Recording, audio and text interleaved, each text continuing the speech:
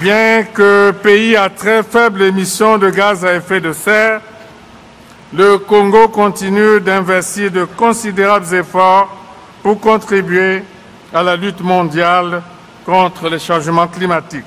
La vision verte de Denis Sassou Nguesso face à un monde en danger et aveugle, évangile du management de l'environnement et du développement durable, paru aux éditions Harmattan, est l'un des ouvrages ayant favorisé l'invitation de son auteur, l'écrivain-chercheur le Dr Michel Innocent Peya, à participer aux rencontres internationales des véhicules écologiques RIV 2017. Ce rendez-vous devenu incontournable pour les acteurs publics et les professionnels du secteur de la mobilité qui œuvrent en direction du développement durable est pour cette édition une première rencontre après le retrait des États-Unis de l'accord de Paris. Parmi les participants, Brune Poisson, secrétaire d'État auprès du ministre d'État, ministre de la Transition écologique et solidaire, représentant le gouvernement français. Saladine Mézoar, président de la COP22, Akima El Haïté, champion de haut niveau pour la COP22 et bien d'autres personnalités civiles engagées dans les thématiques environnementales. Il est nécessaire de diffuser, de continuer à sensibiliser tout le continent africain. Et aujourd'hui, des livres qui montrent que nous avons le savoir-faire, nous avons le potentiel en Afrique, nous avons les technologies, nous avons les hommes et les femmes. Et bien, avec cela, nous pouvons arriver, comme beaucoup de pays, à assurer un minimum de confort à nos concitoyens, à amener la modernité, mais aussi une modernité dans le respect de la nature, dans le respect de l'environnement. C'est un peu l'esprit de ces discussions sur l'économie verte, et je crois qu'un livre comme celui-là va permettre aussi de continuer cette diffusion, et elle est très importante. Sa Majesté, Monsieur le Président, ont montré aujourd'hui que dans certains secteurs, on a un savoir-faire africain. Il n'y a qu'une prise en main et je crois que ce qui a été montré, ce qu'on continue à montrer avec ce livre, c'est qu'il n'y a pas de fatalité pour l'Afrique. Nous avons les capacités et je crois qu'il faut, oui vous avez raison, de diffuser, de convaincre d'autres acteurs.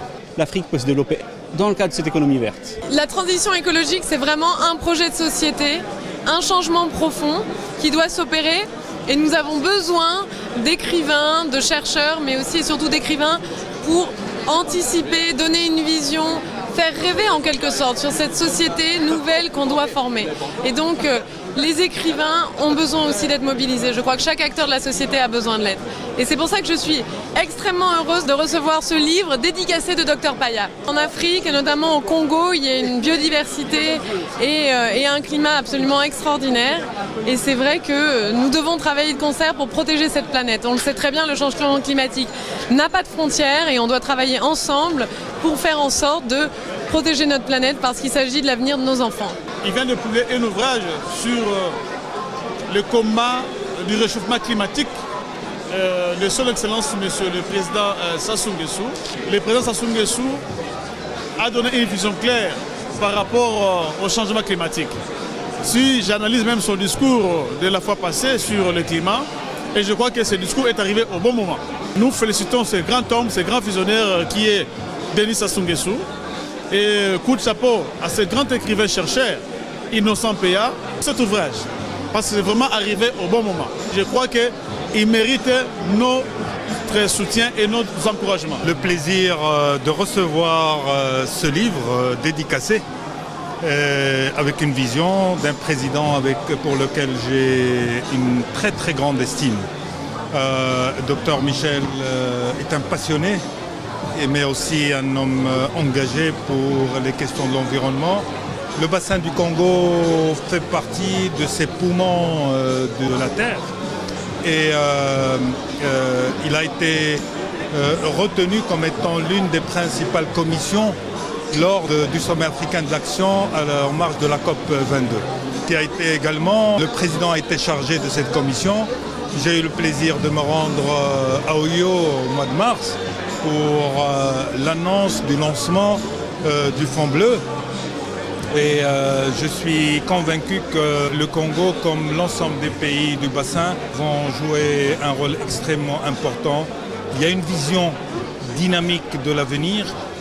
Il y a un engagement pour le climat et pour la nouvelle économie telle qu'elle est en train d'évoluer. Il y a des réponses par rapport aux populations africaines et aux populations du bassin du Congo. Il y a beaucoup à gagner et très peu à perdre. Je suis convaincu que le leadership du président, mais aussi l'engagement des différents acteurs va permettre à notre continent, d'une manière générale, d'être présent dans cette transition vers la nouvelle économie, vers cette mutation que connaît le monde. Et je suis heureux de pouvoir recevoir ce livre avec cette vision du président, mais également de pouvoir m'engager personnellement et de contribuer personnellement à cette grande mutation que le continent africain est en train de vivre. Je trouve que c'est une très très belle initiative. Je le découvrirai avec beaucoup de plaisir. Je voudrais en saluer l'auteur et dire que nous avons besoin de nous convertir, d'avoir vraiment cette vision verte, parce qu'on peut décider des actions, mais si on n'a pas la vision, on n'a rien. Bravo à M. Sassou et j'espère que beaucoup de personnes partageront avec moi ce livre et liront ce livre. Cette réunion s'inscrit inexorablement dans l'objectif d'honorer aux accords de Paris et de Marrakech avec les discussions sur les solutions durables offertes pour réduire la pollution dans les villes, notamment causée par les véhicules polluants. Nous étions conviés à participer à la 8e édition des Rives 2017, c'est-à-dire la rencontre internationale des véhicules écologiques. Nul n'est besoin de le rappeler ici que le Congo regorge d'une forêt primaire contenant d'énormes potentialités, considérée comme une partie du poumon de la Terre. C'est pour dire pour nous autres Congolais, l'écologie est au centre de notre action politique nationale. Depuis que son Excellence Denis Sassou Nguesso, président de la République, on a fait son cheval de bataille et n'a de cesse conscientiser la jeunesse congolaise à la préservation de la forêt. C'est ainsi qu'il déclare que l'écologie déterminera l'avenir de l'humanité. Nous avons saisi cette occasion pour véhiculer cette information, faire connaître à l'humanité la contribution du Congo à travers le combat mené par le président de la République en traduisant notre ouvrage en plusieurs langues internationales. Par ailleurs, Michel Innocent Peya a saisi cette occasion pour dédicacer l'ouvrage Vision verte aux participants, question de témoigner l'engagement du Congo, son pays, sur les questions du développement durable. Signalons que le Congo est pionnier dans ce secteur.